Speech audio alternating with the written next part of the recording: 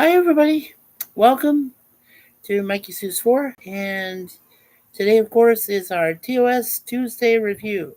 Today, we're doing Season 1, Episode 27, The Alternative Factor, with that guy Lazarus that goes between different dimensions to find himself. And he's threatening not only the Enterprise, but the rest of the universe itself. So, this episode was one of the worst ones from Season 1. And a lot of people on the IMDb voting poll absolutely agree. Now, you know me, I don't like to give anything below a C. So if it does deserve at least a C minus, I can go that far. I just can't go down to D or F because you know the original series episodes usually aren't that bad. I mean, you can laugh at them, like for this one you can, but also Spock's brain, the one that features the hippies. I can never still understand or figure out the name of that episode, but and the children shall lead. That's a bad one too. There's a few bad ones out there that people obviously can see for themselves and see it's really bad. So here's the interesting thing. We got this episode and we did Aaron to Mercy, which we think, is a great episode. I think it's a great episode. Now, one of the best episodes, and probably one of the most favorite of all time from not only the first season, but from the entire series, is The City on the Edge of Forever, where they go back in time to fix a mistake that McCoy made. But in order to do that, they need to sacrifice the one lady that Kirk falls in love with deeply and wants to be with. And that, of course, is played by Joan Collins. So, yeah, very great episode, but that's next week. Today, we got to get through Alternative Factor. Hopefully, we can. We don't have anybody here in the chat yet because I guess we kind of started early, but we do have one like already, so cool. Thank you. And one person is watching, so awesome. Okay, now let me folks, let me let you know something really quick. Sometimes I will start right at 11:55 a.m. The reason being is that if I've got plenty of time left to get myself ready and put things together, and then go ahead and come online, for a webcam and whatever, I'll usually start about 5 minutes before 12. But if I'm running late and if I'm trying to get things together, then usually I'll start right at 12 o'clock. So my time, 12 noon. Sashi, our time traveler from the future. Speaking of time travel and dimensions, from Malaysia. Hello, Sashi. Greetings. Popping in before I head off to bed. Almost 12 a.m. Yeah, it's almost midnight for you, brother, isn't it? Wow. Well, that's cool. Yeah. I'm glad to see you, Sashi. I hope you had a good day. Hope you have a good rest of the week as well. Hope things go well for you. We got three people watching. Cool. And one like. So, yeah, Sashi. So you're first in the box today. Thank you. Most appreciated. Alrighty, well, let's go and take a look at the alternative factor. Okay, like I said, over 4,200 people have watched, and they've rated it a 5.7 out of 10. Not even close to a D. Yeah. So that's okay. I gave it a C minus because I think it's still okay in some parts, but the rest of it is just complete schlock. So, yeah. All right. And this premiered on Thursday, March 30th, 1967. And existence itself comes under threat from a man's power struggle with his alternate self, with the Enterprise's strained dilithium crystals presenting his key to a final solution. Alrighty, let's take a look. Okay, now the person who directed was Gerd Oswald. That's Gerd and then Oswald. The writers were Gene Roddenberry and Don Ingalls. And of course, it starred the usual characters: William Shatner, Leonard Nimoy, DeForest Kelly, um, let's see, Nichelle Nichols. Um, was Scotty in this? I don't think so. Okay. According to the information here I'm seeing, Scotty was not in this, or Sulu, or Chekhov. It was mostly Captain Kirk, Mr. Spock, McCoy, Uhura, an assistant engineer, uh, and actually a lady named Charlene Masters. So we're going to take a look at Robert Brown, the actor who played Lazarus, and then we'll take a look at Janet McLaughlin, who played Charlene Masters in this episode. Okay, so let's take a look at trivia.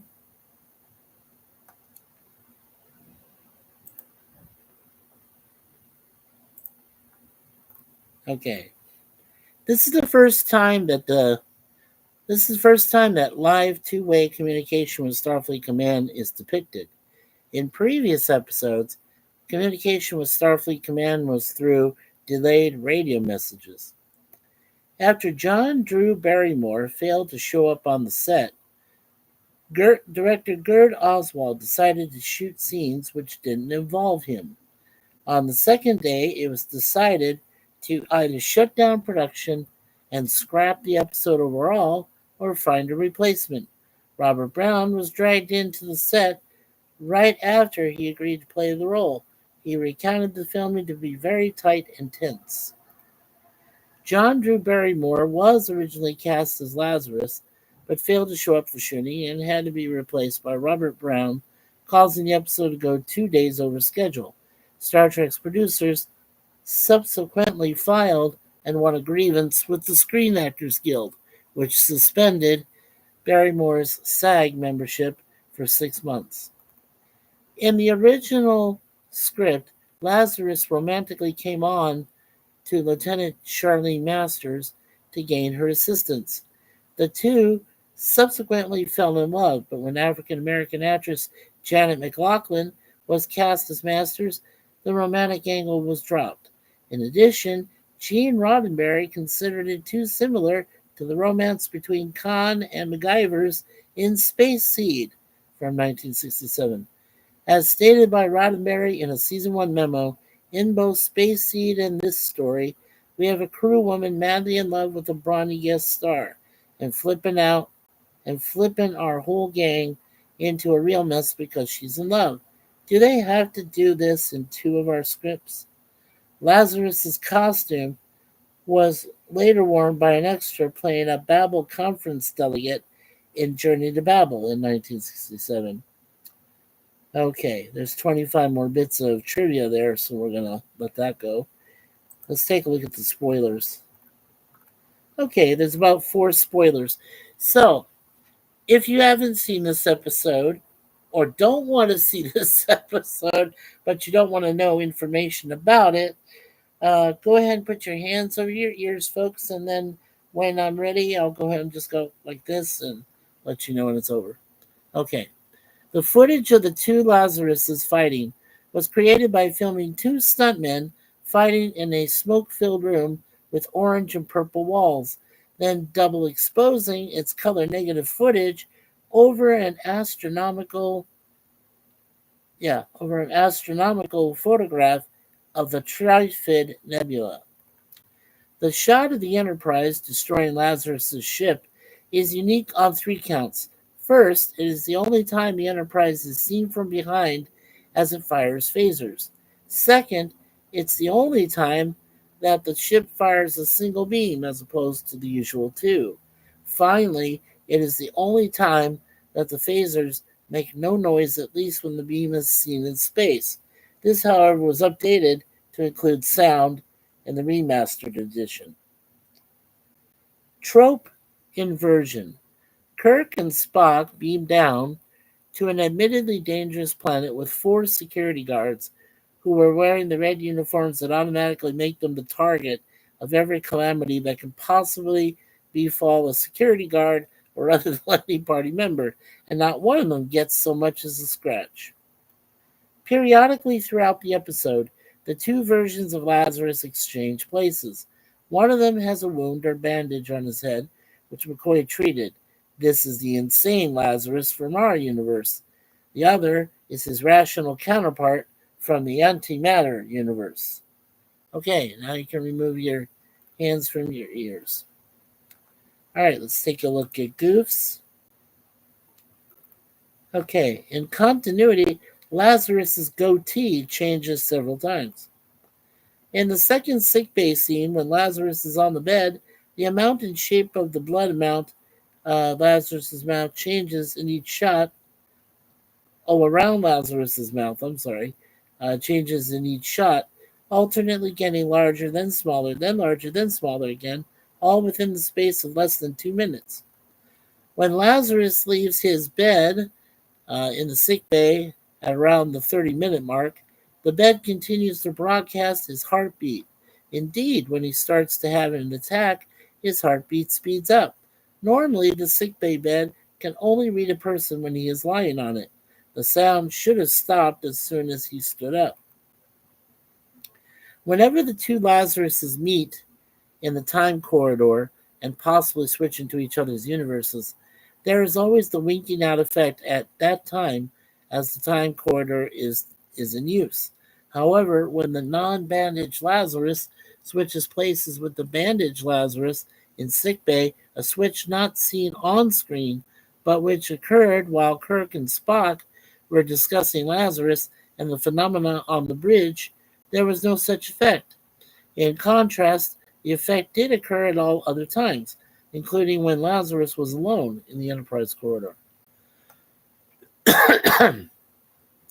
After the fire starts in engineering and the assistant engineer drags Masters out of the room, when they are almost to the door, the smoke in the rooms is still relatively light, and there is not enough of it to obscure vision.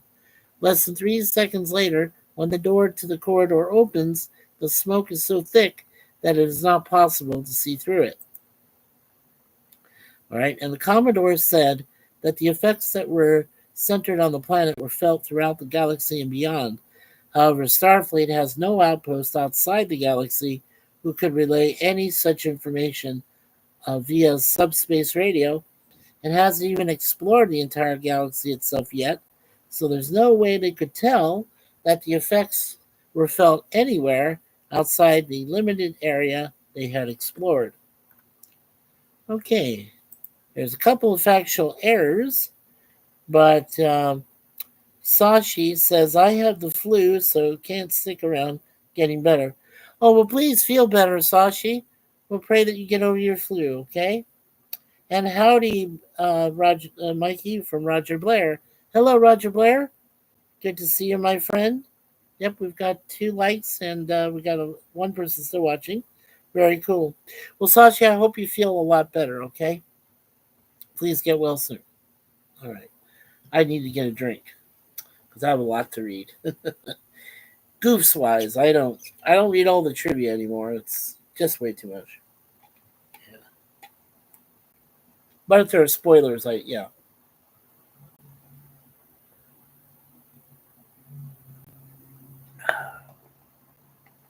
There were a couple today, so yeah.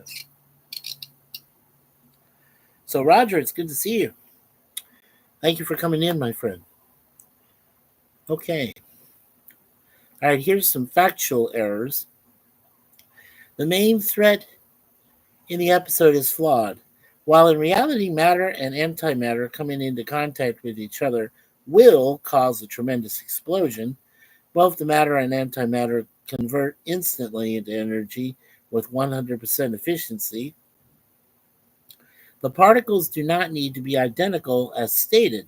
In fact, the instant that alternate, an example, antimatter, Lazarus, came into contact with any matter, including atoms of gas in the air, the explosion would have occurred. But while it would have destroyed the Enterprise and possibly the planet, it would have no effect on the rest of the universe, and none on the antimatter universe, although the matter Lazarus would have a similar impact there. Kirk says that with the dilithium crystals drained, their orbit would begin to decay within 10 hours. Unless the Enterprise was actually within the atmosphere, where friction would slow down the Enterprise and cause its orbit to decay almost immediately, not 10 hours later, no energy is needed to maintain an orbit. The Enterprise would orbit indefinitely, even if it had no power whatsoever.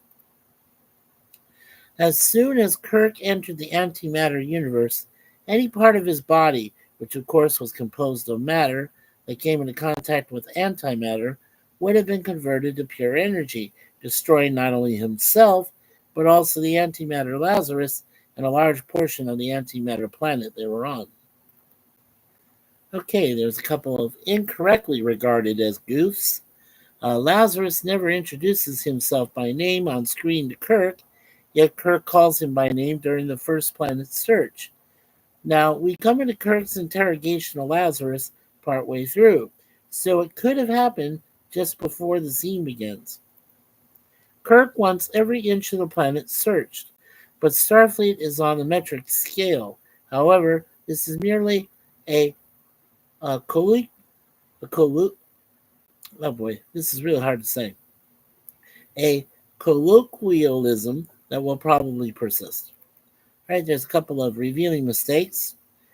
After Kirk returns from the antimatter universe, he approaches Lazarus from behind and grabs him in order to force him into his ship so he would become trapped in the corridor that links the two universes. During this confrontation, the two security officers are clearly seen and are just standing there watching. Kirk glances over his shoulder and commands them to stay back, but neither guard has moved at all. In the end credits, Billy Vernon is listed as Skipipt, supervisor of script. They still never fixed that. The plot heavily centers around engineering matters, including the theft of dilithium crystals, as well as Lazarus starting fires in main engineering and attacking engineering crew members. With all of this, the absence of the chief engineer, Scotty, is extremely unusual. The real reason being that actor James Doohan was only contracted for a certain number of shows and was omitted from the script. During a red alert, Spock requests Kirk to come to the bridge, and Kirk brings Lazarus with him. As McCoy watches them go, there are two red alert panels behind the doctor. One is flashing as usual, the other seems to be burnt out. Then there's an audiovisual unsynchronized. Kirk tells Lazarus, let's have it, the truth this time. His lips do not move during the second sentence. Then there's a few plot holes. A few. Even after Spock has proved Lazarus to have lied, Kirk allows Lazarus to roam unguarded aboard the ship. At the same time that Lieutenant Masters is attacked, Uhura reports to Kirk that security alerted her that Lazarus was missing. However, Lazarus was not in custody and had been allowed to wander throughout the ship. So he would not have been under security's surveillance in the first place and therefore could not be missing. After scanning the planet, Spock declares that it contains no life. The subsequent appearance of a singular humanoid calls Kirk, Spock, and the security team to beam down to the planet to investigate. They do find a humanoid, but there are also trees, bushes, and grass on the planet. Where did these plants forms of life come from, and why didn't the ship's sensors detect them? Moreover, why isn't Spock or anyone else surprised by their existence? Another episode in which we see an alien successfully use the transporter when they have no knowledge how to do so. Lazarus does this when he escapes with the crystals. Although story-wise this is done simply to keep the flow events going, in reality, any number of catastrophes could happen. He could wind up scattering his atoms throughout space. He may not rematerialize at all. He could rematerialize disfigured, and this is just to name a very tame few. Okay, there is a spoiler, and a couple of them. Okay, so hands over ears if you don't want to hear this. Okay, there are two separate thefts of dilithium crystals. Each theft takes two crystals for one of the two time ships, one of which is in a different parallel universe. The crystals in our universe are recovered after Kirk's return. The question is, how did they recover the crystals in the other time ship in the parallel universe? Also, being an antimatter universe, how would dilithium crystals from our universe work properly? If the winking out effect is felt throughout the galaxy, why was it never noticed before? Anti Lazarus refers to his people having learned to come through the portal to our universe, and that knowledge of the existence of the anti universe drove our Lazarus insane. The implication is that the portal has been in use for quite a while. If so, the winking out effect would have been occurring for quite a while, and Starfleet would have long since investigated and dealt with this situation. Kirk says that Lazarus will remain locked in combat with himself forever and through eternity, and Spock agrees with him. For this to be true, Lazarus would have to be an immortal being, yet the story has clearly shown this is not to be the case, as McCoy has treated Lazarus for an injury and found him to be an ordinary humanoid. With this in mind, Lazarus would only be locked in combat until one or both of his forms collapsed from injury or exhaustion, which should occur within a day. Where Kirk and Spock reached the eternity conclusion is never explained. If destroying Lazarus's ship, which also caused the destruction of the alternate universe's ship, was sufficient to seal the corridor permanently, then it could have been done without having the two Lazaruses trapped inside. Even if the mad Lazarus had the resources to create a new ship, which he would not, being abandoned on a ruined planet, the other Lazarus certainly would not have built the corresponding ship, which was necessary to reopen the corridor on both ends. Okay.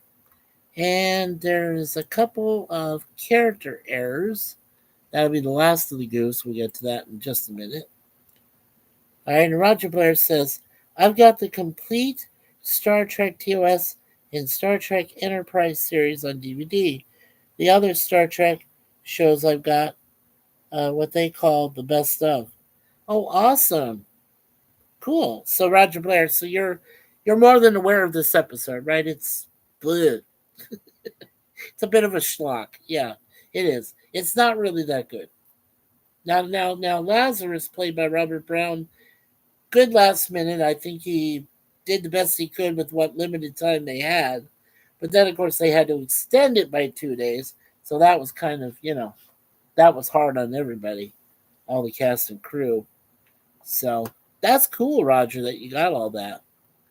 Yeah. My wife and I, we own every single Star Trek movie. Yeah. We have all 13 films, and we have the unofficial 14th film, which is Galaxy Quest. So yeah, we own all of those films. Yeah. So just the films. Yeah, we don't have the episodes themselves, but I do have downloaded for myself. I have bits and pieces of TAS, which we'll do after this. Um, then I've got all 10 episodes of James Cawley's New Voyages, Star Trek New Voyages, which is a fan film base. And then I've got all 11 episodes of Vic Minona's Star Trek Continues. Yeah. So that's how we're all going to go. And then we've got Enterprise with Scott Bakula. I can go and start that. Then go into TNG, DS9, and finally Voyager. Yeah. I got all the films as well. Awesome. Cool. Yeah, you're a collector like we are. Yeah. Yeah, I love all the films. We have all the Indiana Jones. Uh, well, we have the initial three Star Wars films, 4, 5, and 6. We still need to get the other three before that, three after that. We've got all of the Sharknadoes. We have all 5 of the Final Destination films. We just saw Bloodlines, so we're just going to wait for that to come out, and then we'll have all 6 of those. Yeah. So, and we have all the Harry Potter. We have all of the Fantastic Beast. We've got the Hobbit. We have all of the Lord of the Rings. Yeah.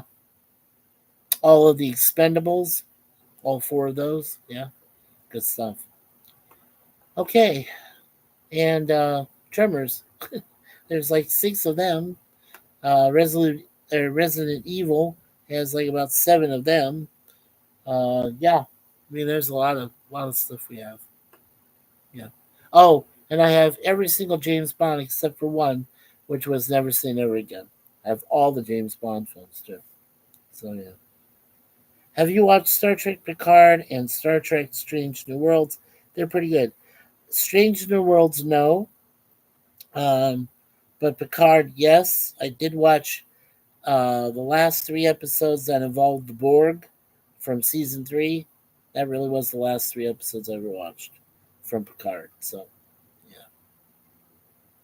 yeah, I'm looking forward to Star Trek Legacy if they can get Seven of Nine, to continue her story aboard the Enterprise G. Or yeah, G. So we'll see what happens with that. Okay. All right, let's get to these character errors and then we'll move on. All right, so at the very beginning, when Spock is reporting the atmospheric composition of the planet he has scanned, he says oxygen, hydrogen, atmosphere. This would be a very explosive combination. He meant to say oxygen, nitrogen, atmosphere, similar to Earth, but just got his line wrong. Charlene Masters is addressed as lieutenant several times, but her tunic has the braidless sleeves of an ensign. Moreover, she wears a blue sciences tunic, but she works in engineering, which involves ship services, red tunic personnel.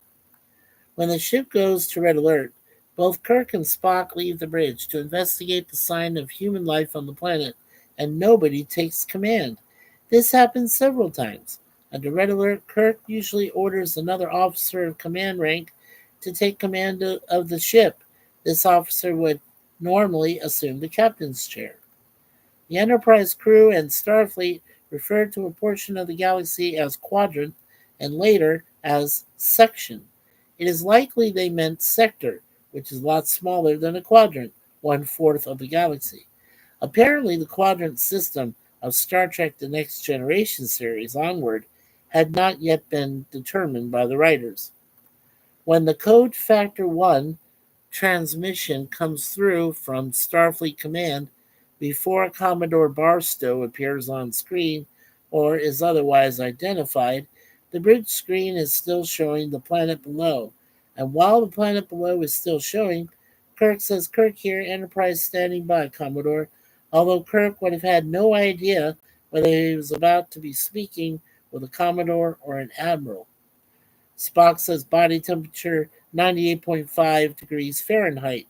It is highly unlikely that the Fahrenheit scale would be used in 23rd century on a starship. Even now, here on Earth in the 21st century, the use of Fahrenheit has been dropped from virtually all countries, the largest of those remaining being the US.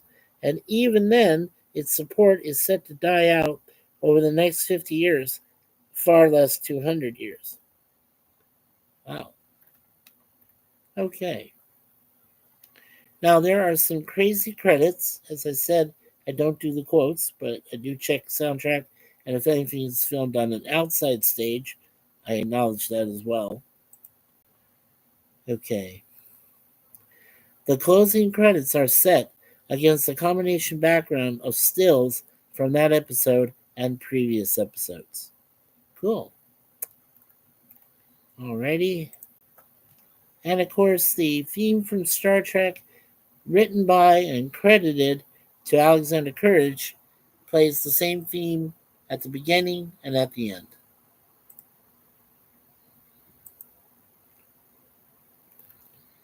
Okay, and besides Desilu Studios, they're at 9336 West Washington Boulevard in Culver City, California. They did film at Vasquez Rocks Natural Area Park at 10,700 West Escondido Canyon Road in Agua Dulce, California.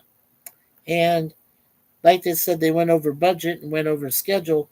So the filming dates were from November 16th, 1966 to November 26th, 1966. Okay. Well, that covers most of the background information from IMDb. And let's go ahead and take a look at the two members I mentioned of the cast: Robert Brown, who plays Lazarus, and Janet McLaughlin, who plays Charlene Masters. And before we do that, let's see here. Roger Blair says, oh yeah, he asked me that. Roger Blair says, I've got the Tremors movies. I went to the theater and watched the first Tremors movie. Yeah, I did too. And we ended up buying all the other sequels. So there's about 7 of them, Roger. Yeah, we have a big box set of all 7 Tremor films, featuring Michael Gross from Family Ties. Yes, as that crazy man who prepares, for doomsday and everything, the militia man. Yes. You know, I was kind of glad they got rid of Rebob. I'm not a big Reba McEntire fan, so her singing okay, things like that, but her acting just no way. So I was glad when she was gone after the first one. Yeah, I was totally glad. Okay, let's take a look at the 2 members, and then we should be done today, at least for today. Okay. All right, and unfortunately, we did lose Robert Brown back in 2022. He worked as an actor and did some soundtrack. And he was in that series. Besides doing the episode of this, he was also in Here Come the Brides. Cool. All right, so American actor, a tall, rugged television leading man of the 60s and 70s, as well as a voice actor and occasional writer, not to be confused with the British actor of that name, 1921 to 2003, who played M in several James Bond films. That was the other Robert Brown.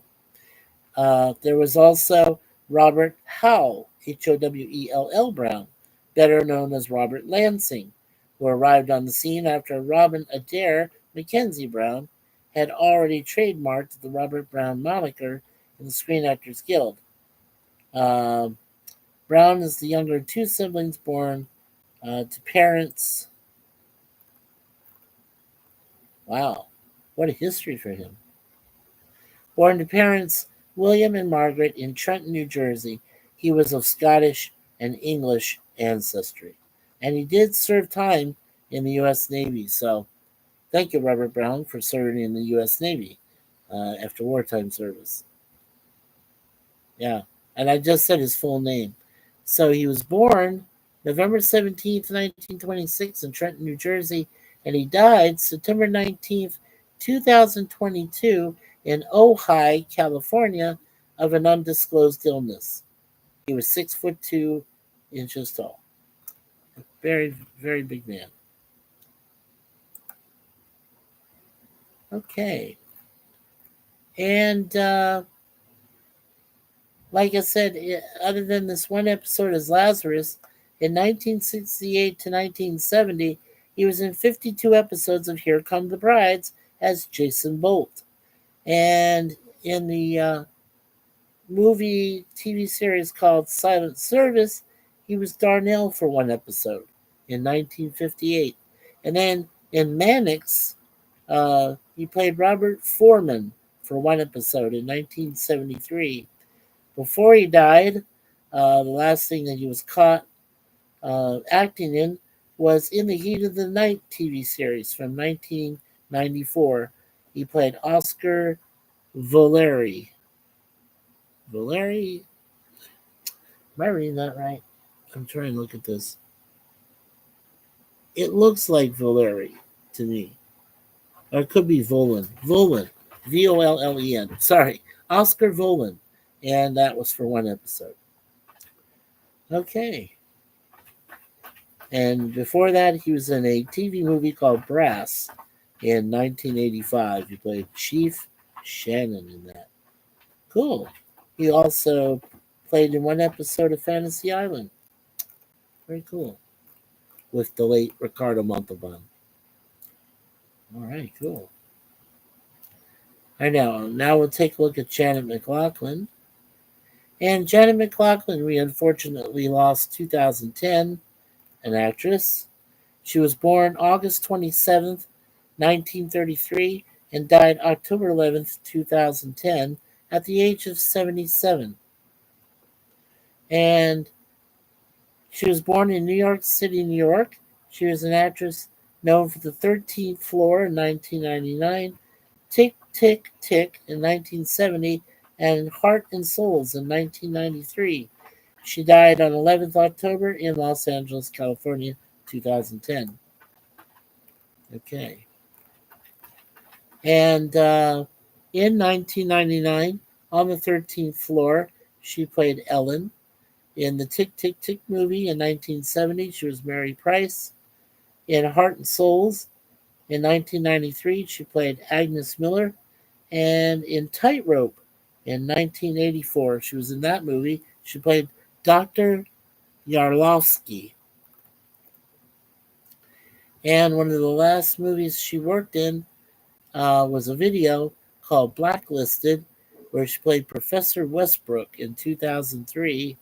And she was in that TV series Alias with Jennifer Garner, where she played Jane Banks for one episode in 2002. So very cool.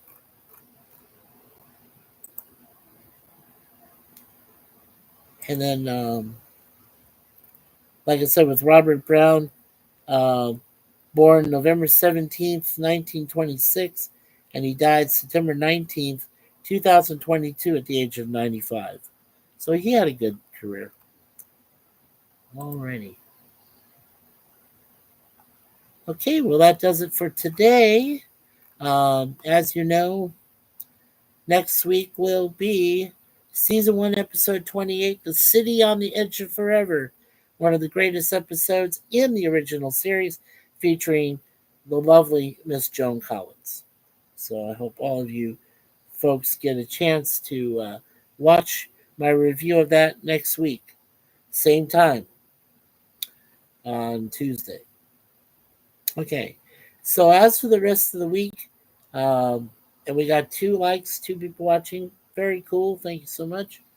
Um, as of this week, Wednesday, I will be doing a course right around noontime, probably around 11:55 again a.m. Eastern. I will be doing my 2 episodes of Get Smart. Then on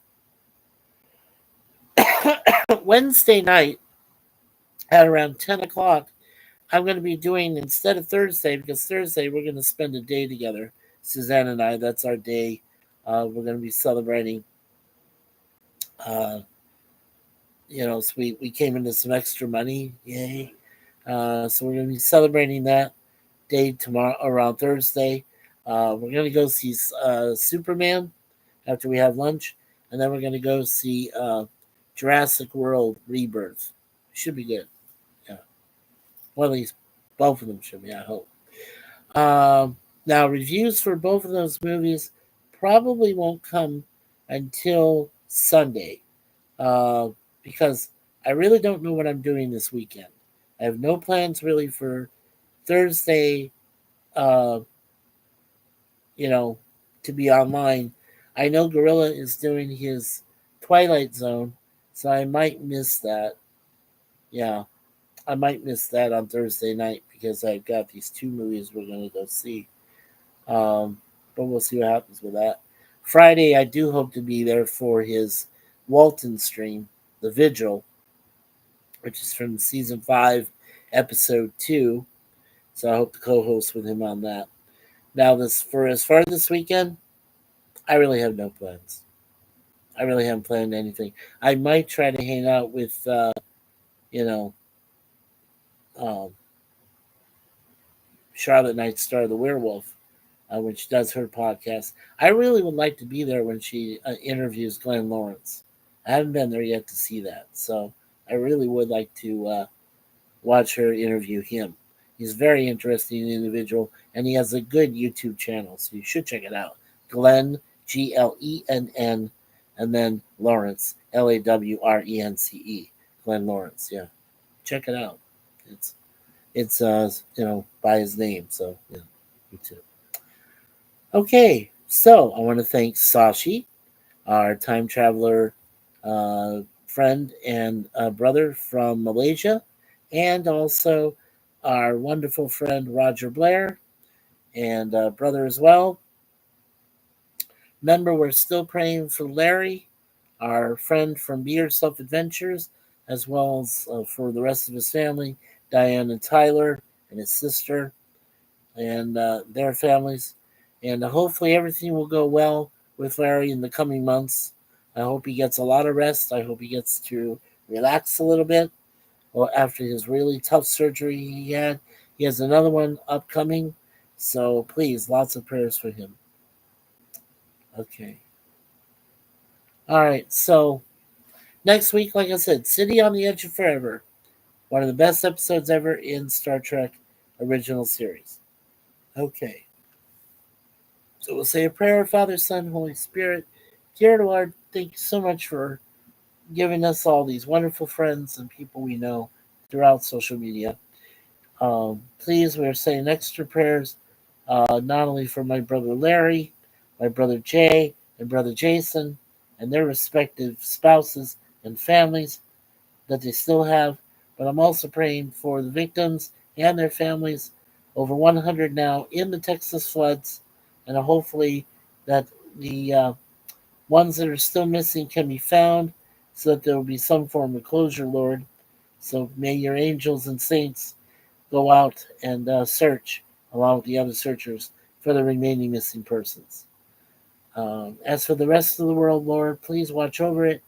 We are very um, we're at a very rough crossroads right now, politically, socially, and we need help. So, with all the guidance from your Son, Jesus Christ, his mother, the Blessed Virgin Mary, the Holy Spirit, and of course, our patron saints, Saint Suzanne and Saint Michael, the Archangel, Defender of Heaven, who sent the evil one and his fallen angels to hell. May we ask all of them to pray for us, Lord, in your name. Amen and amen. Father, Son, and Holy Spirit. So, oh, let's see. All right, folks. We still have a few minutes, so I just want to mention something. Um, as we said before, uh, we'll worry about the future as far as the fall time because we're planning on doing mysteries then, and I really need a couple of months to set up for that. So that may not start until September, maybe not even until October. I may just do ahead. I may just go ahead and do it in October instead. Before Halloween and all that stuff. That'd probably be the best time. So maybe look forward to that. And I'm almost done with Red Dwarf. And like I said, I still have a few seasons left of Get Smart. So really, Get Smart Wednesdays. That's really all we're going to have for a while. 18's almost done too. We're in season 4 of that, so we're almost done with that show. And TOS, well, TOS still has a couple of seasons to go. 3 seasons, and we're almost through season 1. So yeah, so we'll have a little more time uh, during the rest of this year for both TOS and for Get Smart. So. But I haven't really thought about anything else yet. So, and I've also thought about shutting the channel down. I'm really getting upset with a lot of ways lately that people are just I don't know. I don't know. Um, don't know what I want to do in the future yet. Haven't really thought of it. So say some prayers for me and Suzanne as well. Suzanne's got her issues with her knees and her shoulder, and I've got problems mentally and physically. I don't feel well lately. I'm mentally depressed. I don't know what to do. I got to figure out myself what I want to do for the rest of this year. If I get really so depressed that I don't want to do channel anymore, I will shut it down. I won't even hesitate. I will shut it down because I can't deal with the drama anymore. There's way too much going on, a lot of things, and it's hard on me. So I do the best I can. Um, we ask for your support. Remember, hit the like button if you like this episode today. Hit the subscribe button if you haven't subscribed yet. Why not? We do have a very kind channel. We're very good people here at MikeySuzeFour. We do have 271 uh, wonderful family subscribers. They are a community, not just subscribers, but family members to us. And we all give them the standard mods. And we do have our three main mods, our managing moderators, my wife Suzanne, Connie Clary, the bird woman of YouTube, and of course, our best friend from Texas, Sir Lemon Pie. So make sure that you all acknowledge them and be kind to them because they're very good people. But if you piss them off, they will protect the channel. They'll do their best. So make sure you're good to them. Okay, so as my wife likes to say, as the Universal Life Church minister, she says, leave everything in God's hands. It's a really good piece of advice. My wonderful brother Larry, who I've known for 50 years almost, next year will be 50 years, he always says, always be yourself. Always helps.